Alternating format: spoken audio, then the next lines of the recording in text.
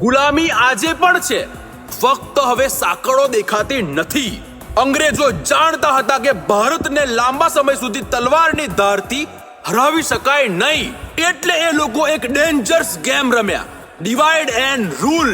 નમસ્કાર દોસ્તો, આ છે આપણી નવી સિરીઝ બ્રેન વોશ ફાઇલ્સ. લોકોને ધર્મમાં વહેંચવામાં આવે છે, જાતિમાં વહેંચવામાં આવે છે, પ્રાંતોમાં વહેંચવામાં આવે છે, અને પછી આપણને એકબીજા સામે ઊભા કરી દેવામાં આવે છે.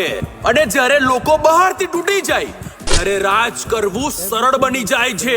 આ ડેન્જરસ ગેમ જે આપણા દેશને અંદરથી ખોખલો કરી નાખે છે, એ ગેમ બંધ નથી થઈ, ફક્ત રૂલર્સ બદલાયા છે અને રીત મોડર્ન થઈ ગઈ છે. આજે સોશિયલ મીડિયા દ્વારા લોકો ડિવાઈડ થાય છે, ફેક ન્યૂઝ દ્વારા હિટ ફેલાવવામાં આવે છે, અને ગંદી પોલિટિક્સ કરનારા ગંદા લોકો પ્રજાને ગ્રુપોમાં વહેંચી રહ્યા છે. અને સામાન્ય માણસ આજે પોતાના જ લોકો સામે લડી રહ્યો છે. અને જ્યારે લોકો એકબીજા સામે લડવામાં ખેંચતાણમાં વ્યસ્ત હોય, ત્યારે કોઈ અસલી પાવર સાયલેન્ટલી તમને કંટ્રોલ કરતી રહે છે, વારે વારે તમને ઉશ્કેરે છે, જેથી કરીને તમે એકબીજા સામે લડતા રહો, ખેંચતાણ કરતા રહો, અને એ લોકો તમારી ઉપર રાજ કરી શકે, તમને કંટ્રોલ કરી શકે.